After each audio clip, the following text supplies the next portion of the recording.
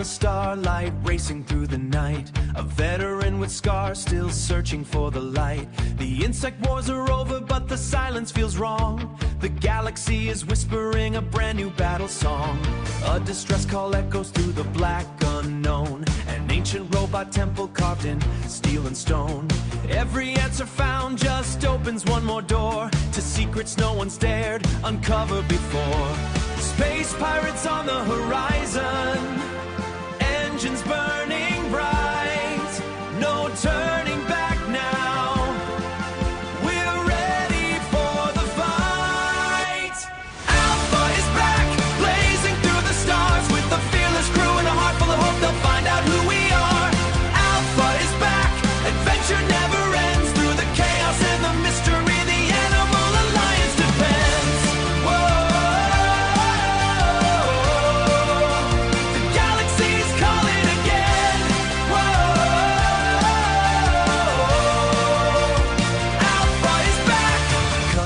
Slips into the shadows with the prize, vanishing before they can believe their eyes. Who pulled the strings? Who's hiding in the dark? Who lit the fuse that made this journey spark? Why did the intelligent machines all disappear? What waits on Robot Moon for those who persevere? The artifact awakens something long concealed, a truth the ancient temples never should reveal. Former soldier, learning to believe, not just surviving, but daring to dream. Every planet, every brand new sky. The greatest mission starts by asking why. With Pixar heart and Looney Tunes speed, a laugh, a blast, a heroic deed. Like Star Trek soaring with a cartoon grin, every impossible adventurer begins. Alpha is back, take the fight ahead. From pirates, fleets to robot moons, no fear, no tears, no dread.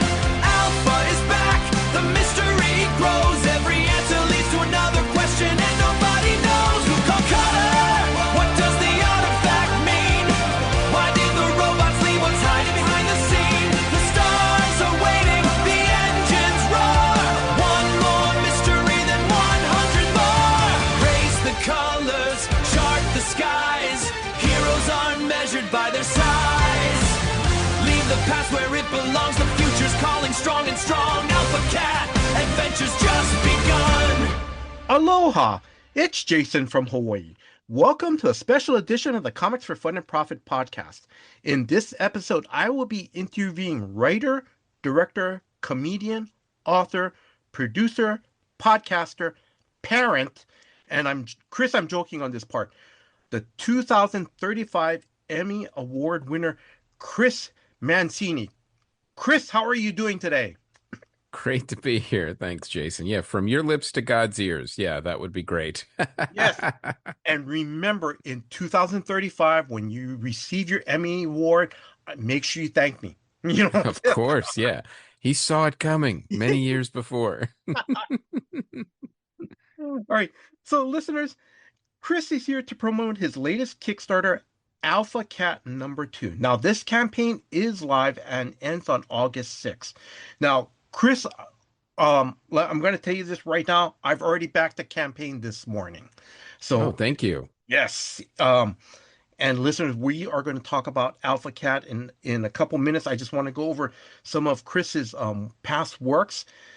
Chris has written a couple of books. He's written, and Chris, please feel free to jump in and correct me. Or if you want to add something like, hey, this is what the book's about, or this is what, and feel free to do that. Yeah, he wrote the Da Vinci Code. No, that wasn't me. All right. So he has written the comedy film Nerd's Guide to Movies, and he also wrote Pacify Me, a handbook for freaked out new dad, for new dads. I think it's new dads. Yeah. Also, what I love about that Pacify Me cover, I love the cover where it has, those 6 glasses of bottles of beers in those carton carriers, and one of them is a baby bottle. That's yes. Yeah, it's basically Guy Interrupted was the vibe we were getting for the cover. I'm just gonna throw this out there. Do you want to talk a little bit about what Pacify Me is about? Absolutely. Yeah, it's a book I wrote because my wife got pregnant. I was terrified of having a kid. I was like, oh, my life is over. I had all this anxiety about it. And there were no books to talk about like what it's like to be a new dad and making that transition. The best we could get was like a little paragraph on how to, what to expect when you're expecting. And that always said, well, just, support your wife. That's all, Mhm, because everything was written by women. There was nothing for our perspective and from our point of view. And mhm, so I kind of wrote that book to kind of fill that gap. mhm, And mainly it's a journey of myself being totally terrified of having a kid to going to loving being a father. And it's what a lot of fathers go through. They think like, oh, my life is over, all these things. And it's not. It changes in all mhm, these great ways. And that's kind of the journey that the book takes you on, and it calms you down, it makes you feel better, and it gives you a laugh all throughout the journey. So mhm. that's why I wrote it. And I'll tell you, it was one of I've been in entertainment for a while. It was one of the fastest things I've ever gotten picked up because in entertainment, everything's a struggle. It's no, no, no, no. And then eventually you get a yes, or you Mhm. have to change it and do all these things. This one, I wrote the treatment. I sent it to an editor. The agent sent it to an editor. It was a referral from another writer that I had known that wrote Sippy Cups Are Not for Chardonnay. And the editor came back, which is really funny. It's a fun book about being a mother. Mhm. And Stephanie Wilder Taylor also wrote the forward to my book too. But Oh, the editor came back and gave me a couple of these notes. And mhm, I was like, you know what? I'm gonna do these notes, even though there's not a deal in place. They're smart notes, and I sent the notes back, but I took an extra time. I was really meticulous. I really wanted to serve them. And I realized it was a test for the editor to see if I could take notes and I could deliver what he was looking for. mhm. So I sent it back. He's like, this is great. You listened to everything. I'm going to come back with an offer. And then Simon and Schuster published it. Yeah. Oh, that's nice. If only it could always work that way, Jason. So Yes, that's true.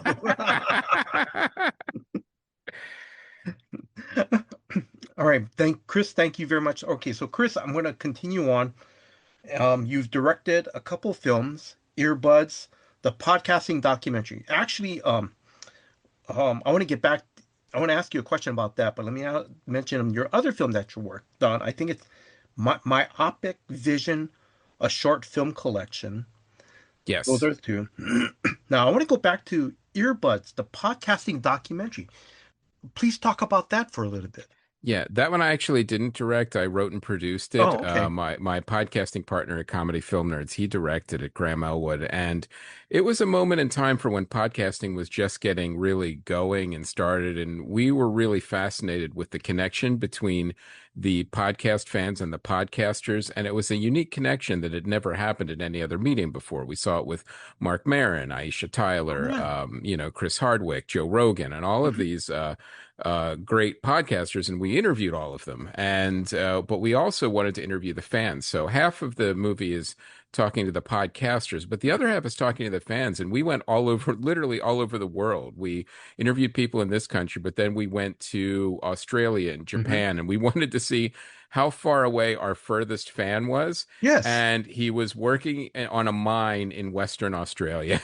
And we Wow. went and we flew out to meet him. So That's literally in the outback. It was great. oh, that is so cool. That is so cool. Um, the podcasting documentary. Where can people stream that? Is pretty much anywhere that you can get movies. Like you could grab it on Amazon Prime, Hmm. or you could get it like on iTunes if you want to buy it. Like it got distribution, so it's everywhere. You could find it somewhere. Oh, that's pretty. I've got to check that out. Hmm. That sounds like a great film documentary. That's great. All right. Speaking of podcasting, so all right, you've also done, correct me if I'm wrong, at least a couple podcasts. Yes, we did Comedy Film Nerds for about 10 years, and then we called it quits right before the pandemic hit and all the movie theaters shut down. Mhm. So we looked like geniuses.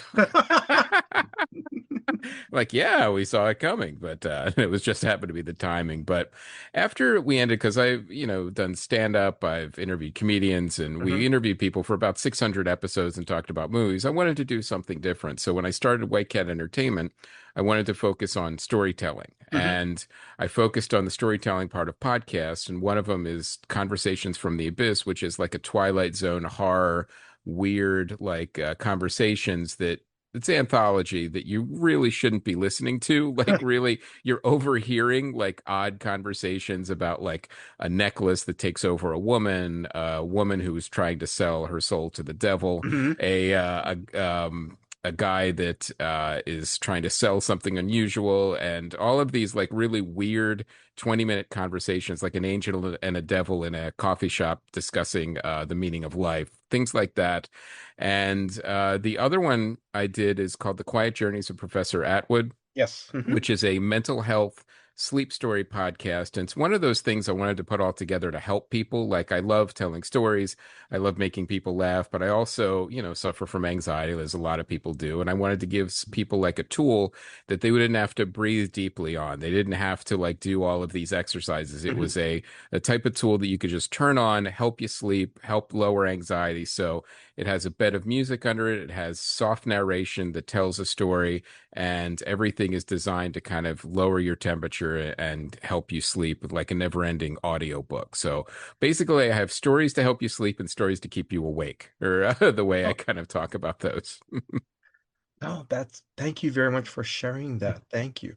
And then now correct me if I'm wrong, you have a current podcast that's still going. It's What Are You Watching with Chris Mancini. Is that Yes, correct? and I didn't. I was like, well, do I really want to do interviews more? And then I started missing it after I stopped doing it.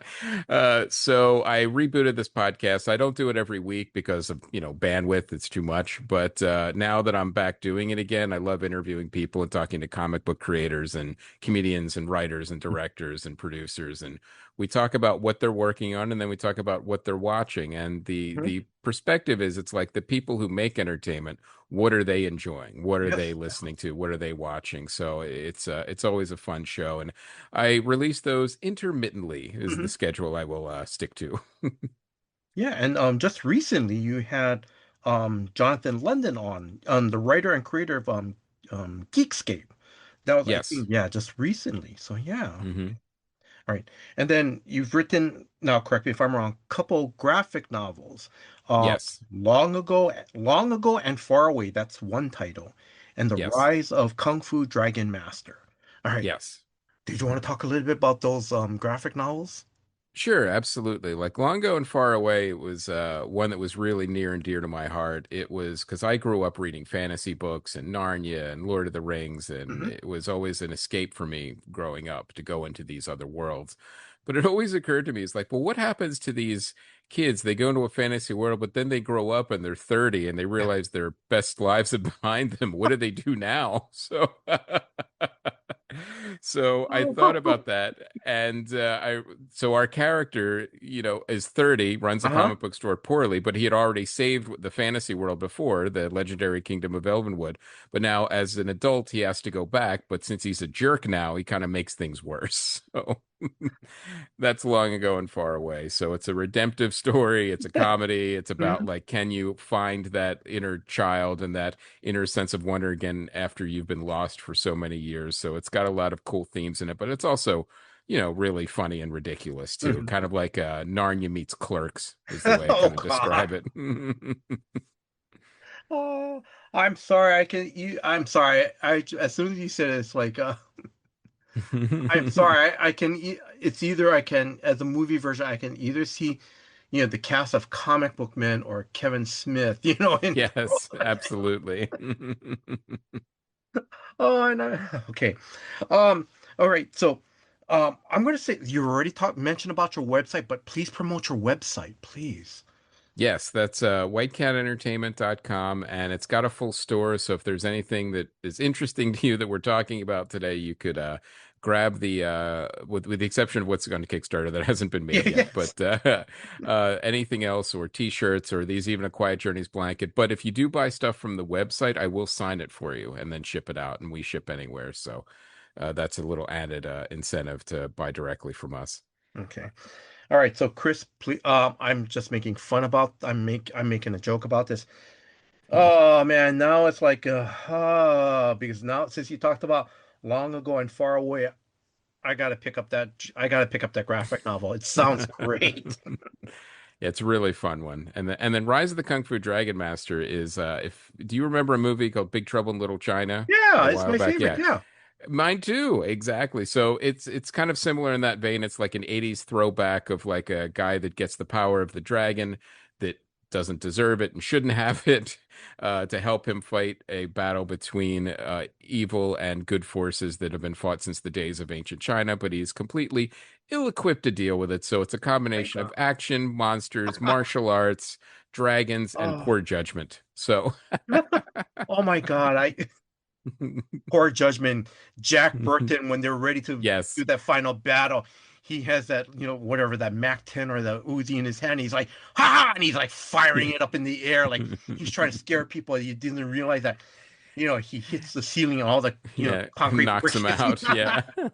There's so many like really subtle character digs on that movie too. It's like after he shoots somebody, there's a, what have you this is the first time you've ever shot someone? He goes, "Well, of course not. No." But clearly it is. So Oh my God. really funny moments. Uh, all right. I'm sorry. We got to continue on, but because if not, we'll be talking about, Big Trouble in Little China and, Yeah. anyway. Um, besides your website, where can listeners follow you on social media? I don't like social media, even though I am on it. That's But fine. they can find me either at like White Cat Stories or Chris J Mancini on a couple of different places. I did start a Substack though, so I'm called the White Cat Chronicle. So Hmm. that's probably the best place to find me. And then because I do update that a little more regularly, but I'm on social media. Don't love it. So, but Yeah. that's my generation. I'm like, what? I want to be left alone. So. All right.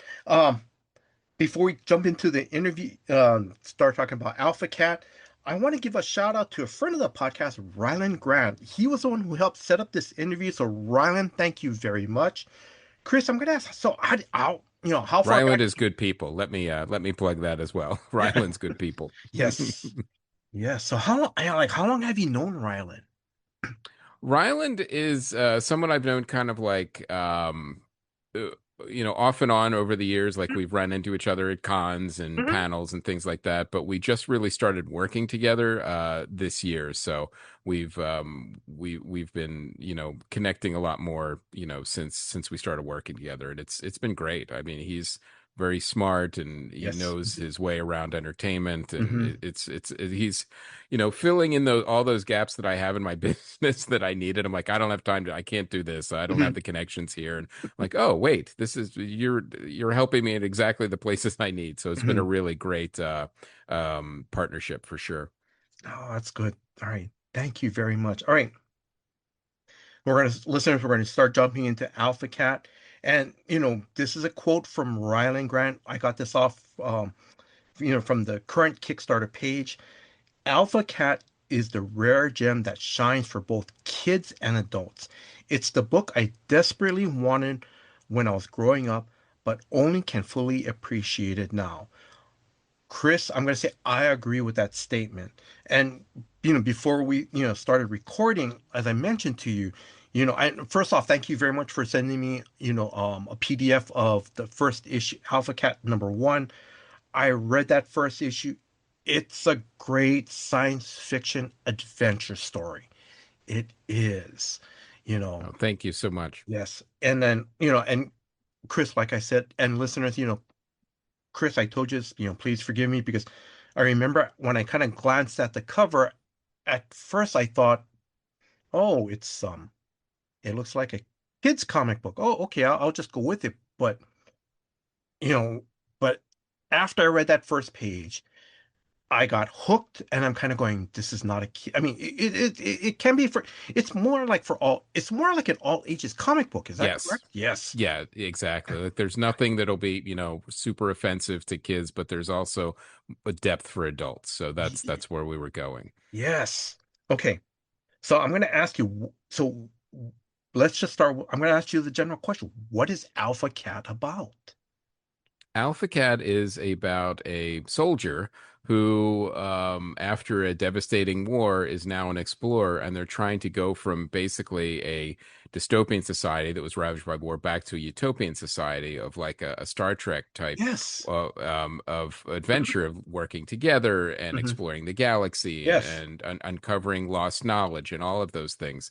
And that's was the impetus of it, but also as Fernando Pinto and I, he's the artist, we created it together. We were thinking, well, what do we want it to feel like? And Hmm. we're like, well, we're also gamers, so we both love like Ratchet and Clank. We wanted to kind of have like a nice, fun, chaotic element to it and actiony, but also at the same time the depth of like a Star Trek and also Yes. Hmm. I mean like a Pixar heart. And I mean we're putting like all these things together in like a blender and a and Looney Tunes chaos. It's basically we put all of our childhoods in a blender, all the things we loved, and the smoothie of Alpha Cat came out. So But I'm going to, you know, I'm going to keep saying this, listeners. Like I said, I love this first issue.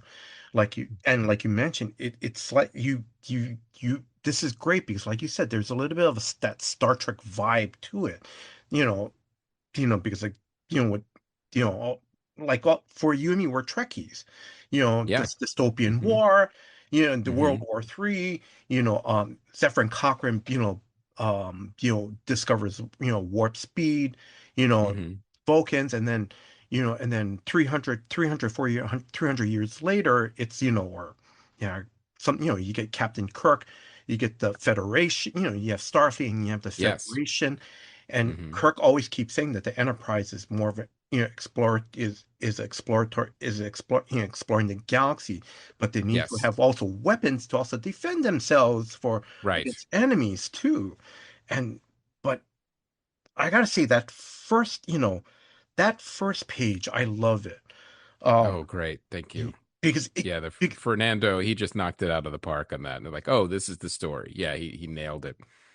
but not only Fernando's artwork, but also to your dialogue too, as well as Hmm. because, like you said, Alpha was a soldier, and it's already, it's like he starts talking about the war with the insect imperiums. As soon as I start to read that, I was like, holy cow, I wanted to read that story too, but it was, Yes. you know, I was hooked in, Great, great. you know.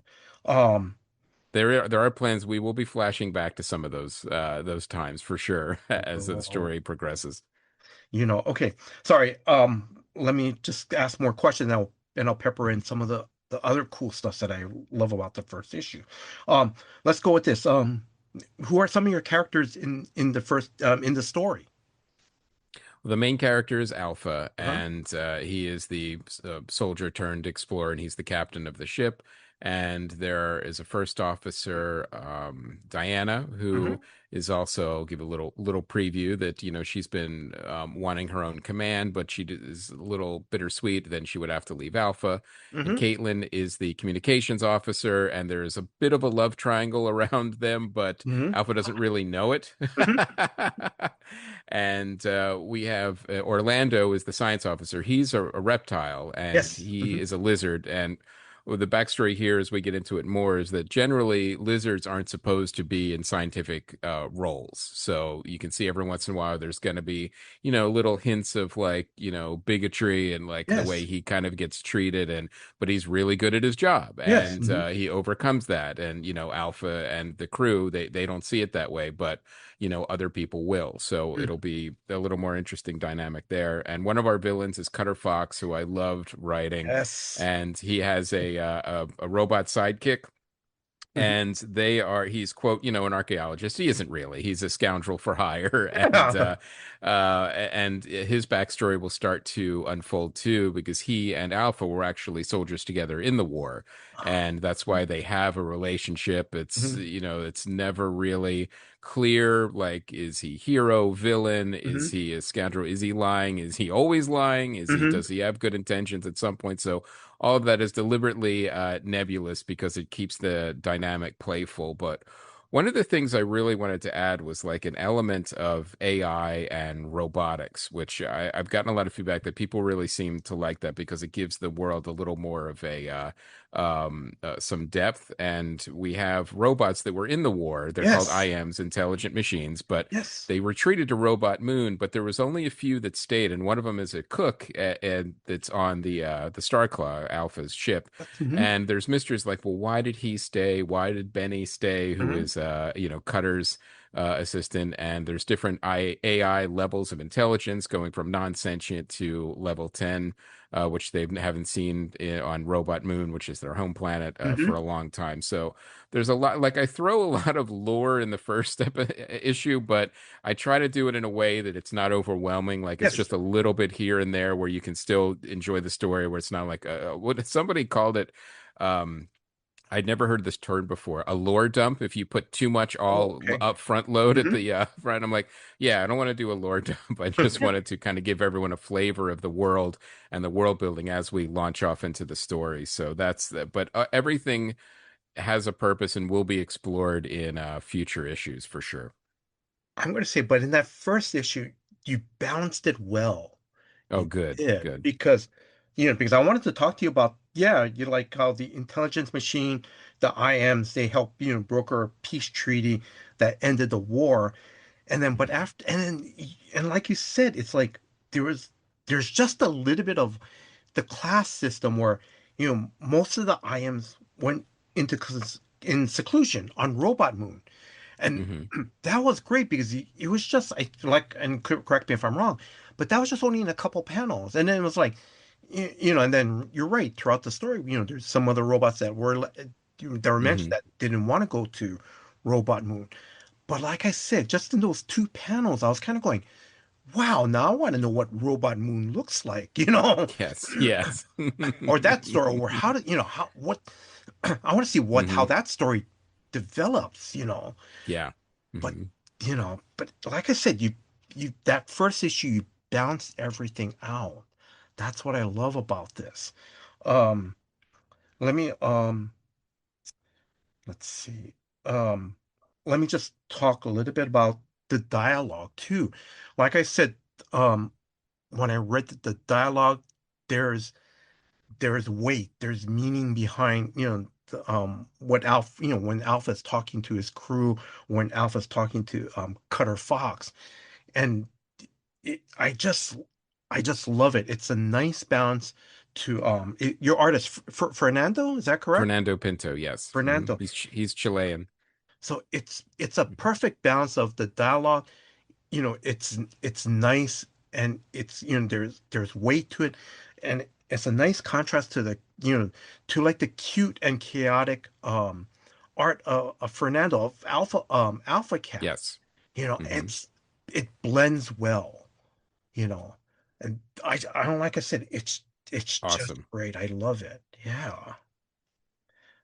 Um, I'm gonna ask, do you want to add anything to that or? The origin was actually an interesting story. Like, when I started the company of White Cat Entertainment, like, Mhm. Fernando helped me make the logo, and Okay. it's a cat with a jetpack. Yes. And I thought, oh, that's really cool because I had a cat, white cat that Yes. passed but lived for like 21 years, Hmm. and her name was Avatar, way before the movies. And she was always like my writing partner, so she would like sit next to me while I would write on her little cat house. So I wanted to kind of like honor her, like, to when I created the company. Hmm. And then so we created the logo, and it was kind of based on my white cat, Hmm. and we were started doing cons, and we started meeting people, and people would look at the logo of the company, and adults and kids, it was Hmm. both, And they would go, "Well, where's his book?" I said, "What are you talking about?" "Well, it's a cat with a jetpack. I would read that book. Why does he not have a book on this table?" And I was like, "You know what? I don't think I have an answer for that yet." So I Yeah. called Fernando and I was like, "Hey, should we make this as a book and call it Alpha Cat?" And I wondered, I thought it would be a longer discussion. Like, I don't know, I'm kind of busy. And then Mhm. it was very quick. He was like, "Cool, I'm down." And so we started creating like the look and the feel, and he was like, "All right, write a script, I'll make the characters." So and then we were off to the races. But it was a weird genesis of like we kind of had the character but we never had him in a book until Yeah. people asked for it. So it was but it was born on demand of people asking for it. So I thought that was kind of cool. Oh, that is so cool. That is so great. Oh, um, like you said, you already, you already had the logo for your website. This is how basically how Alpha Cat the series came about. You already talked. I just wanted to go a little bit more into the character designs.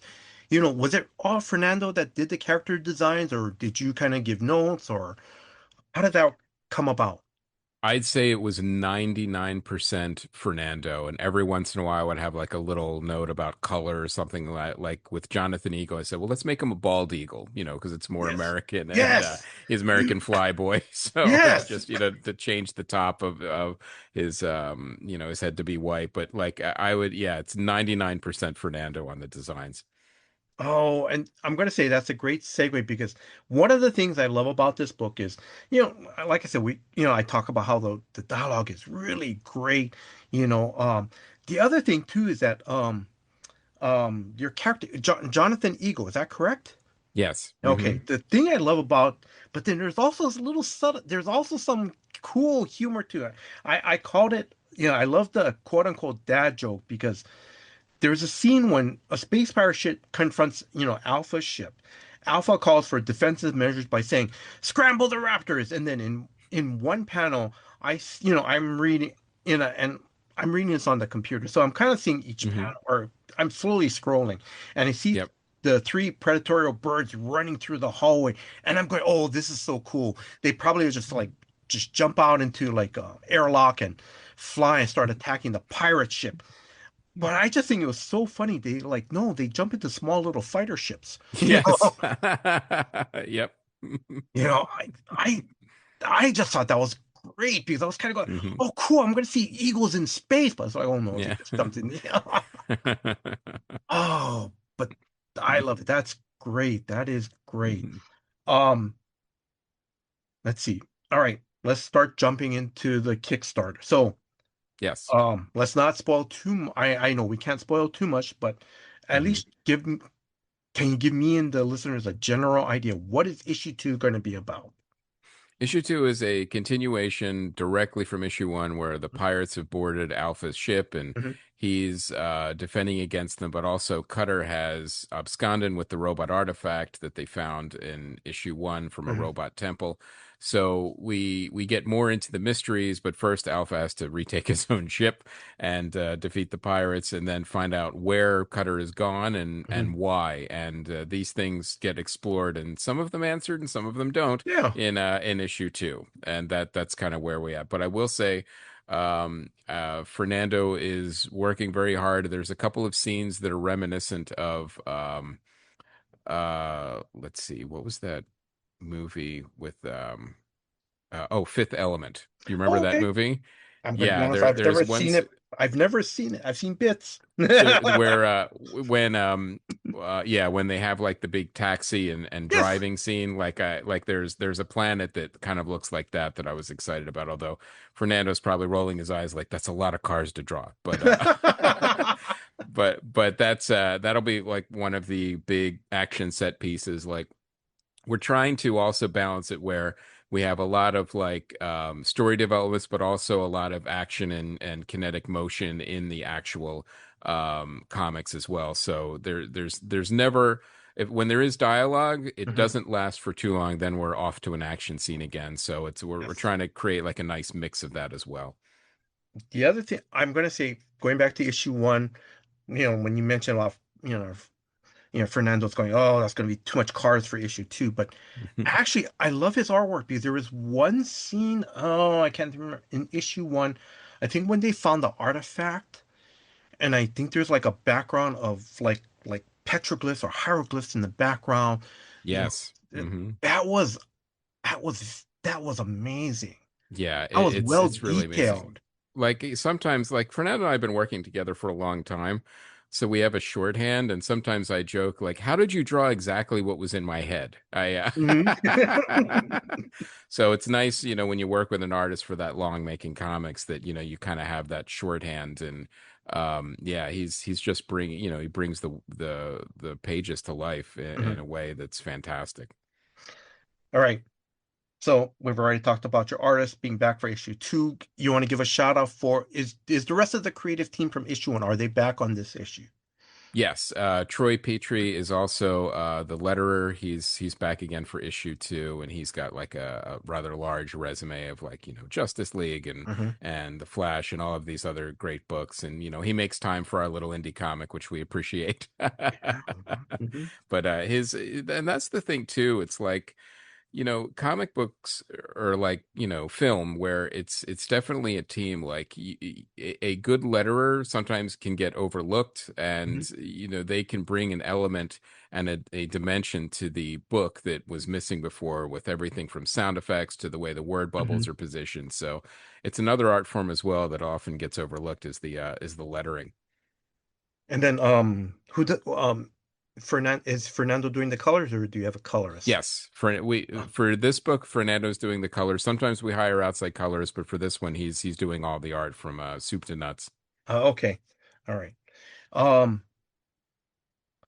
how many issues are you planning for this series? This is going to be a like probably broken up into volumes. We're Hmm. looking at, for this first storyline, probably 8 to 10 issues, probably closer to eight, but and then it'll be like certain volumes. Like this one volume is going to be called The Keeper of Robot Dreams. That's the Hmm. story that this one is. And then we'll kind of go from there. But they take a long time to make, so we'll see how far Oh we get yeah.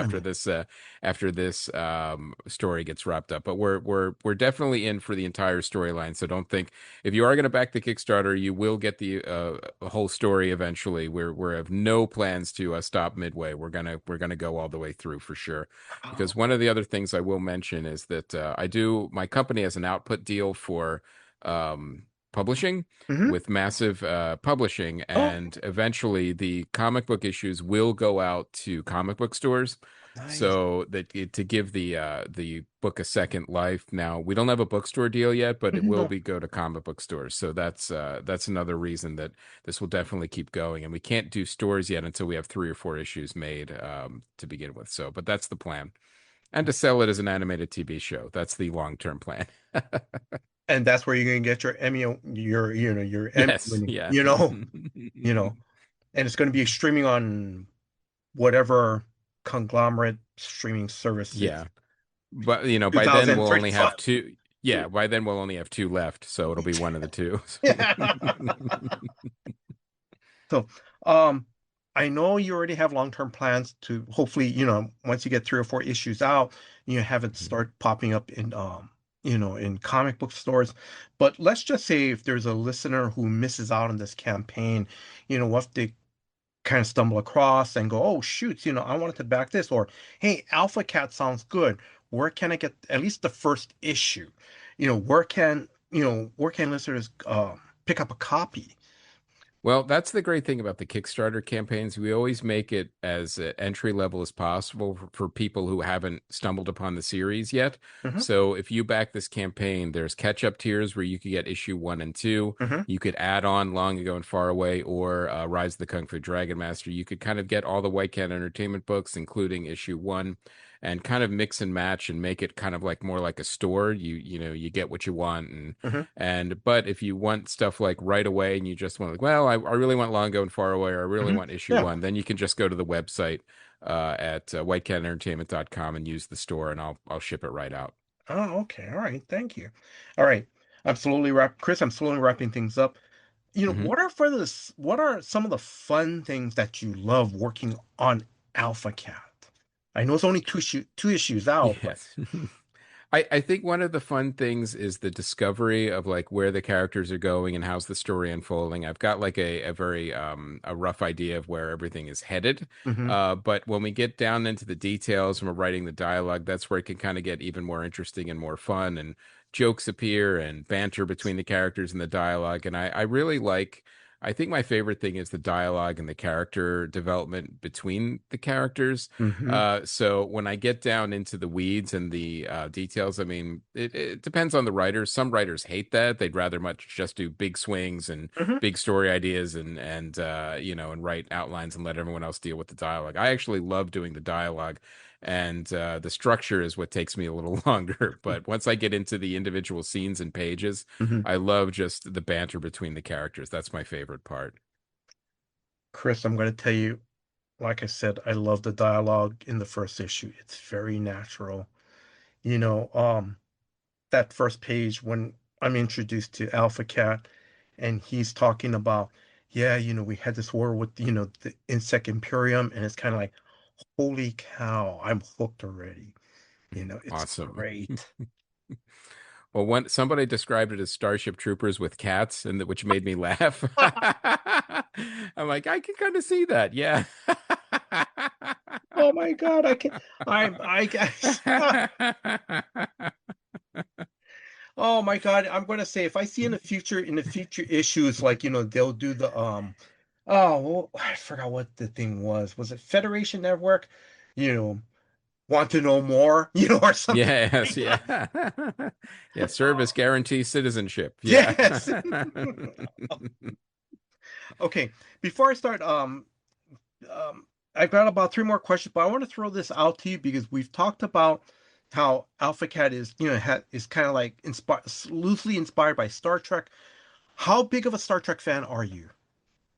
I'd say pretty big. I mean, I love Star Trek growing up. I on original series, and I've been watching like every. I did like a rewatch of like all of the series and all through like Deep Space Nine and even Yes. Voyager. I even got through some of the worst episodes on Voyager, but Yeah, I yes. still watch them all. Yeah.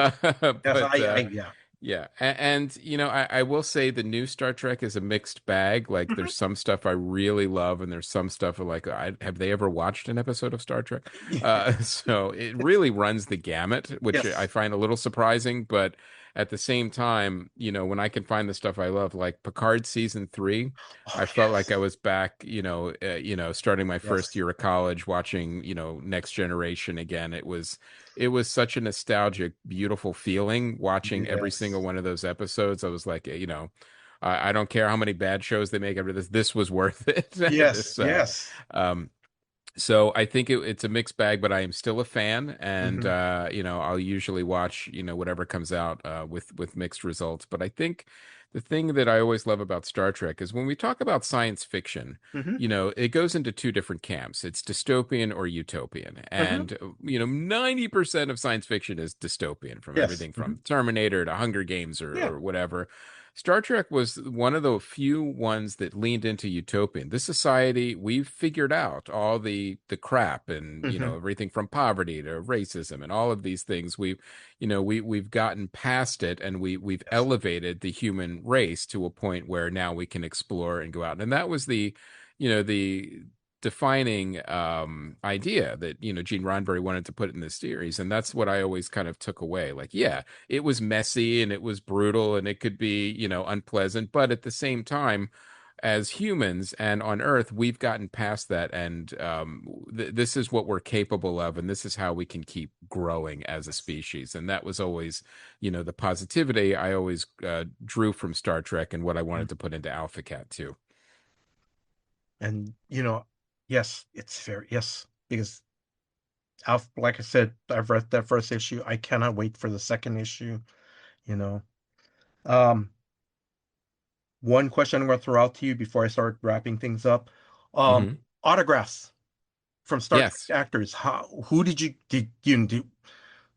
Like, have you met some of the actors? You gotta have met some of the actors at the conventions. I haven't because I'm usually pretty busy at the conventions. Oh, I'm I'm like, sorry. I'm doing panels or I have a table, so it's Mhm, hard for me to kind of get around. However, last year I mhm. did take the time and I was like, you know what? William Shatner is 45 minutes away. Yes. We're gonna go in Orange County. We're gonna go. My wife and I stayed over, went to Disneyland a day, and then went to see him with the Wrath of Khan screening to have him speak afterwards.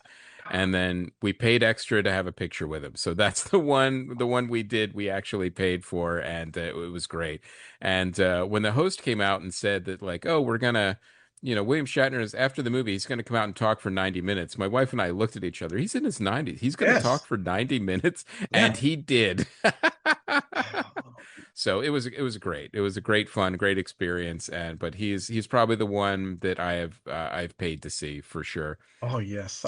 Mhm. I, Chris, I understand because we had a convention, comic book convention down here, Amazing Comic Con in 2018.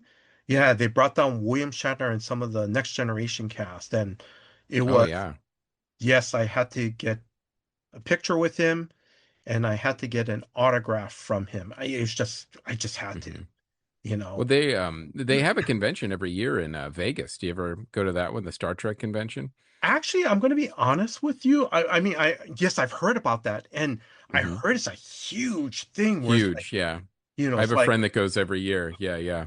hmm but I don't know I'm going to say it's for some weird reason. I don't know, for some weird reason, I have real no desire to go to it. I don't, I keep, I think what it is because I've read so much of Also, Jason, you live in Hawaii. I mean, once you live in Hawaii, why would you ever want to leave? no, but actually, the funny thing, Chris, is that Las Vegas is considered the ninth Hawaiian island because a lot of locals move up there or they go up there to gamble. And Oh, I didn't know that. yeah, but the thing is, I think it's because since I've read so much of the backstories of, how some of these episodes were made, and you get an idea who the actors are behind the scenes. It was kind of like, for some weird reason, no real desire. But I will say this. I think if Avery Brooks makes that one rare appearance at the Las Vegas one, I think I probably will make a trip to go and see him. You Mhm. know. Yeah. He's great. And that's my favorite episode of Star Trek ever, that Deep Space Nine episode where he talks into the log about the Dominion War The, and at the because he's trying to get it off his conscience what he did. Into the And Pale then Moonlight. yeah, and then at the end he's like erase this entire log. So like it never existed. Like it was like such a gut punch and such an amazing episode. I was like that's my favorite Star Trek episode ever. Yes. Yes, because all the sacrifices he had to make, hmm you know, because if he didn't, the Dominions would have literally, taken over, Yes. you know. hmm Yeah, that was very good. Okay, I'm sorry, Chris. Let's three more questions because I don't want to take up too much of Sure. your time. Oh, no worries. Because again, if not, we're going to be talking Star Trek for another 45 minutes. Okay, what are some of your convention appearances for, later in July or this fall? The big one, we got San Diego Comic-Con coming up later in the month, and that's like the big one that's completely exhausting. I'll be there all week from Wednesday to Sunday, Hmm. and I'll be on various panels. You can check my socials and also the website, and I'll have those up. But the thing that's really exciting about it for me is, first of all, it's like, the biggest one, Yes. in the world. We love going down. I'll have a table there. Fernando actually comes in from Chile for it, and we have the table, and it's the only place you could get us to sign together Yeah. the Hmm. books because we live in different countries. But it's Yes. always a lot of fun. We hang out, we see other creators, we socialize, we network, and Hmm. and we spend too much money, but it's always a good time. Yeah. And but yeah, I'm looking forward to that, and I've got a couple other smaller ones coming up in the fall. But they'll be on the website. I don't think I have dates for them yet, but I am signed up for a couple. But yeah, so there, I would say check the website for the rest of them. But San Diego for sure. Okay. And then have you and your family been to Hawaii? Yes, yes, we Oh, have. nice. I am I'm a recovering stand-up comic, so I Mhm. did stand-up comedy for a while. I did a tour with the Ice House to every Hawaiian island doing stand-up many years back, and it was fantastic.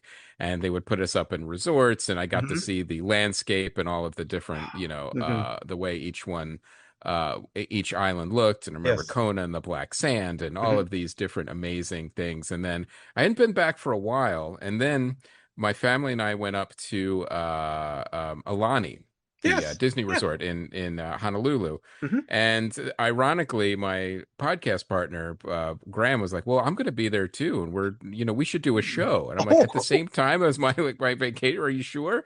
He's like, "Yeah." I'm like, "Okay." So I was there with my family. This was a couple of years ago, Mhm. and we loved Alani. We're big Disney fans, and Mhm. the kids loved it, and they were the perfect age. Stayed in the water almost for 5 days straight, but then we did a show with another. I don't know if you know a local comedian, James Mane, and he had a show in Honolulu, Mhm. and then. They were like, "Well, we have to do TV for it." I said, "What do you mean we have to do TV for it?" So they picked me up from the hotel in Alani and brought me to like a TV station. We did an interview to promote the show at night, and I, Oh. I told my family like, "Well, watch, I'm going to be on TV." So they watched me on TV in the morning from the hotel room, and then I Yes. did the show at night, and then I went back to my vacation. So those were my two Hawaii visits, and I got to tell you, it's one of the most beautiful places I've ever seen. The water and Mhm. everything, and even with the Disneyfication of that Mhm. that one visit, but I got to see all of the islands when I was touring with the Ice House. But it's there's no bad view. Yes. No matter where you turn, there's something amazing to see. So love it. Definitely want to get back there soon. Oh, that's so cool. All right, final question. Any closing words to our listeners? I would just say thank you so much for listening and thank you for the support. The thing about Kickstarters and indie art, we really we rely on people finding out about our work, and there's so much noise online and stuff like podcasts like this and listening directly. It really helps, and all the support really helps. So sometimes people think, well, I'm just buying a $10 download that doesn't help. Oh no, au contraire, it helps a lot because Mhm. also it's visibility, it's you're helping fund the projects, and it helps us grow as artists and as Mhm. indie studios. So any little bit of help that anybody can do is much appreciated, even if it's just a share or a post on Mhm. social. It all helps. So I just want to thank everybody for that, including you. Thanks for having me on, Jason. No, I mean, Chris, mahalo. Thank you in Hawaiian, for giving me an opportunity to interview you. Just thank you very much, Chris. Thank you for your time. You know, um, Oh, my pleasure. we got to give a shout out to Ryland Grant again for, hooking us up to do this interview. So Ryland, thank you very much. Chris, I'm going to tell you this, and I say this to all the comic book creators, just thank you very much for making comics. Just thank you very much. Um, I wish you all the success with the Alpha Cat Kickstarter. Listeners, you guys already know I've already backed this campaign. You know, if you are a new comic book reader or a lifelong comic book reader who loves Star Trek or other great science fiction adventure shows, please check out the Alpha Cat Kickstarter. Now, this Kickstarter is promote is for issue number 2, but as Chris has mentioned, you can also pick up issue 1 as well, or as Chris said, if you can't wait, you can go to his website to pick up a copy. Now, like I said, this is a great comic book. Listeners, this is a great comic book, for you and your children to enjoy. So, like I said, I really enjoyed it. I love the first issue. Chris, I cannot wait for the second issue. So I cannot. Awesome. And then, so Chris, I'm going to say, and I'm joking on this part, when I've already backed this, I expect you to literally deliver it to me to my house on a waffle. I would love to do that actually. I I think that's probably the $2,000 tier or $3,000 Yeah, yeah, tier. exactly. Yeah, getting it personally delivered. Yeah, the comic book. So, I want to thank Drew, the co-host of Comics for Fun and Profit, for putting this episode together. Drew, thank you very much for all your hard work behind the scenes. And if you are a new listener, please check out new episodes of Comics for Fun and Profit that comes out every Saturday. And I want to thank you, the listeners. Thank you for your time. Thank you for listening to this episode. Until next time, guys, aloha.